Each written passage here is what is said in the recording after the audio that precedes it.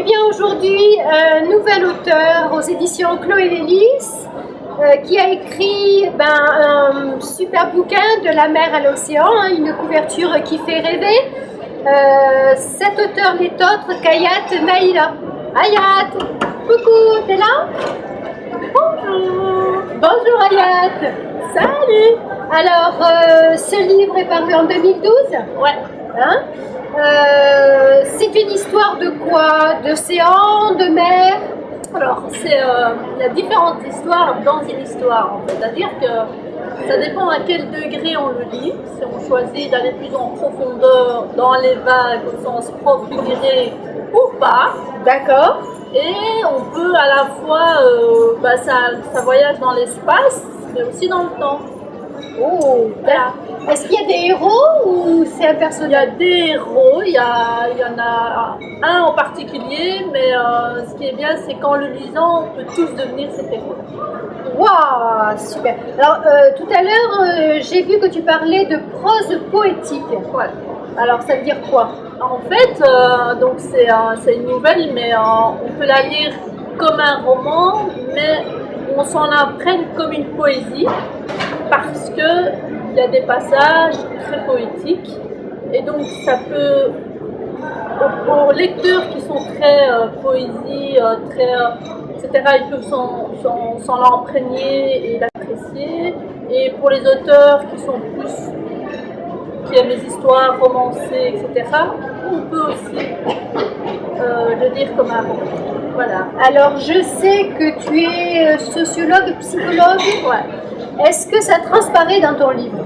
Alors, bien sûr, tout ce qu'on est à un moment et un autre s'imprègne dans notre écriture. Effectivement, il y a le soi avec un grand S qui à un moment se cherche et donc qui a à voir avec beaucoup de psychologie. Voilà. D'accord. Alors, je sais aussi que tu es passionné de jazz. Ouais. Alors, est-ce que dans ton livre, il y a ce rythme-là, ce rythme un peu particulier que le jazz? La musique, c'est une danse. L'écriture, c'est aussi une danse. Il faut de l'harmonie, il faut de l'équilibre. Alors, ce qu'il y a de commun avec la danse jazz, c'est que la danse jazz utilise le sol, mais qu'elle s'envole en même temps. Ce livre est à la fois à terre, je dirais, du niveau de la mer, mais ça envole vers les cieux aussi. D'accord. Est-ce que tu as des projets littéraires? Oui. Il y en a toujours en fait. Donc tu écris? J'écris, je n'ai pas malheureusement assez de temps pour tout écrire, tout ce qui me passe par la tête, mais effectivement c'est un truc... Toujours de la prose? Non, pas nécessairement, ça peut être... il y a un roman qui est en train de s'écrire, ça peut être de la poésie pure et dure. Voilà, c'est pas moi qui choisis quelle forme, c'est quelque chose qui vient. D'accord. Tu me donnes la différence, ou ta différence, entre la mer et l'océan? D'accord. Alors, je vais la dire parce que c'est important et ça dit beaucoup de choses à la fois au premier degré, mais à différents degrés. La mer est entourée par la terre. Et l'océan, c'est l'océan qui entoure la terre. D'ailleurs, comme je le dis dans une... c'est joli comme définition. Et à la fin du bouquin, je dis ça... tu peux prendre la dernière pause. En fait, la mer, c'est un grand lac. Ouais, oui, c'est ça. Si tu prends... Là, je vois rien, donc il faut vraiment que tu me donnes le truc.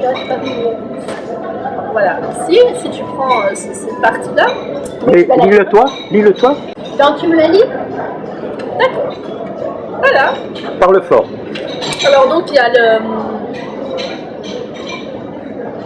le personnage qui à un moment répond à une question qu'on lui pose et qui dit non, elle dit je ne reviens pas. Elle dit là-bas c'est la terre qui nous entoure, mais ici, au centre de l'océan, c'est lui qui entoure la terre. Eh bien écoute, je te remercie yacht pour cet exposé. J'ai découvert un tas de choses. Hein. Je savais la différence, je connaissais la différence entre la mer et l'océan, mais pas avec cette définition-là. Je trouve que c'est très poétique et c'est vraiment super. Et puis, bonne continuation, bonne écriture. Merci Christine.